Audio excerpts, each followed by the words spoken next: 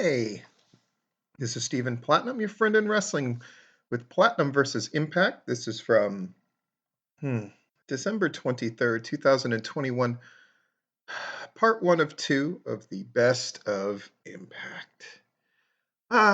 Normally I would skip this kind of show, but I think it's actually a good thing to look at in the sense that you really get a sense of how Impact's year went. And I think it's pretty clear that here at the end of the year and moving into the new one, Impact is ending the year in a far better state than which they started it.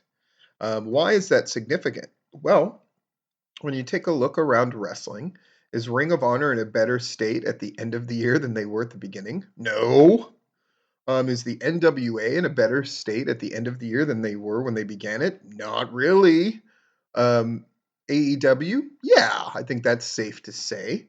WWE overall, it's kind of a muddled call. But if you look at it, not from a financial standpoint, but just in terms of show quality, let's look at the three brands, right? Is Raw better or worse than when the year began? Safe to say, pretty much worse. NXT definitely worse, and SmackDown perhaps a bit better. So Impact kind of coming out ahead. Um, that's a good thing. So we're looking at a best of. Josh Matthews and Scott Demore are hosting it. And last year, their hosting and the way it was set up and the kind of their smarmy attitudes, it did not come off as a good look. I remember that. And this year, much more sedate and much more kind of to the point. Because of the tie-in stuff with AEW, most of these matches, especially these early ones, have an AEW tie-in, and it really makes them a much bigger deal. However, what's not good is there is no crowd for a lot of these, and you realize just how horrible that was. My God. First match is Kenny Omega and the Good Brothers with Don Callis against Rich Swann, Moose, and Chris Sabin.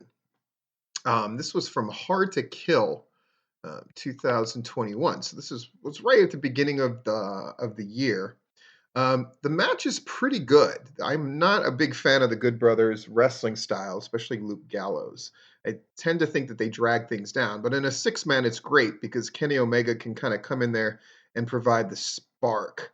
And that most certainly happens here at the end of the day. Swan gets pinned with the one-winged angel to sort of set up the future Kenny Omega versus Rich Swann title versus title thing. Matthews and D'Amore then talk about the Forbidden Door partnership with AEW, which is a really cool way to sum up the year. You really do get a sense of Impact's year if you're a potential new fan of Impact. You can kind of look at this show, and I assume the one next week, and really get a sense of what they did this year. That's wonderful. So we talk about the arrivals of Matt Cardona, William Morrissey, Jay White, Jonah, and Kenny Omega, plus the returns of Christian Cage, Mickey James, Christopher Daniels, Frankie Kazarian. It definitely is giving that impression that they're on an upswing, and that's great.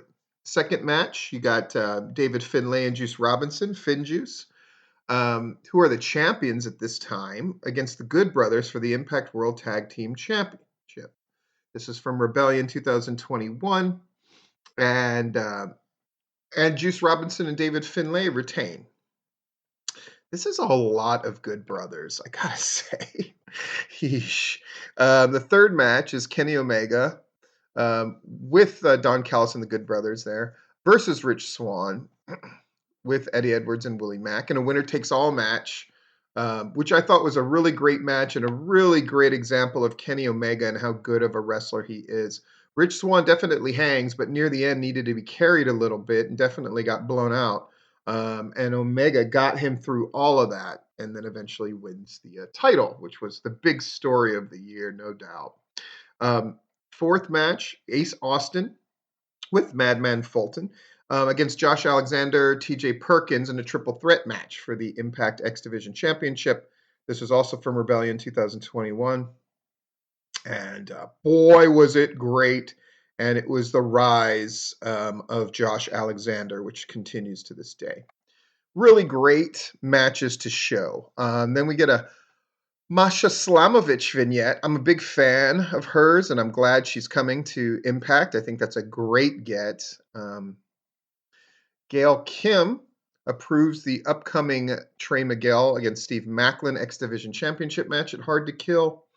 We get a replay of that great contract signing between Moose, Matt Cardona, Chelsea Green, and William Morrissey. We get a video replay of the six-way digital media championship match. We get the Good Brothers talking about being two-time Impact World Champions and all the other tag titles that they've won. Deonna Purrazzo boasted about being a two-time Knockout of the Year.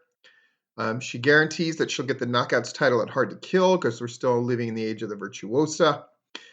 Plus, wouldn't we rather see, let's be honest, Deonna Purrazzo against Roxy? I would think so, but we'll see.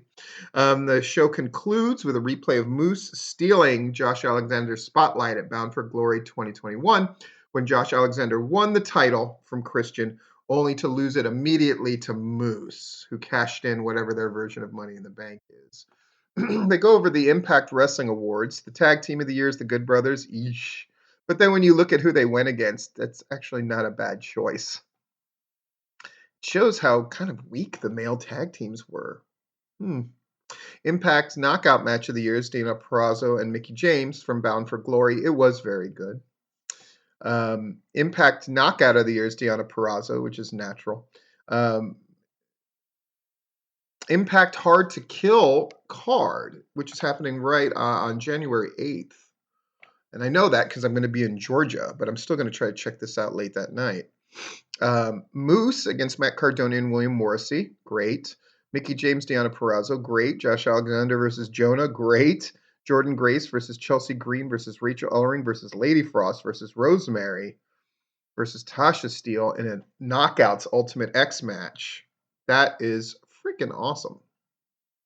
Jonathan Gresham versus Chris Sabin for the Ring of Honor World Championship. Really cool that it's all hands on deck to keep Ring of Honor in the mind's eye of wrestling fans. The Inspiration versus the Influence for the Impact Knockouts Tag Championship. Eddie Edwards, Rich Swann, Willie Mack, and Heath and Rhino versus the Good Brothers and Violent by Design in a hardcore war match. And Trey Miguel and Steve Macklin for the Impact X Division Championship. So obviously it's going to be a huge card. This was a decent best of. I would be lying if I said I was totally into it. I definitely was doing other things while it was on, but when it grabbed my attention, it certainly did, which is why I was able to tell you about it now.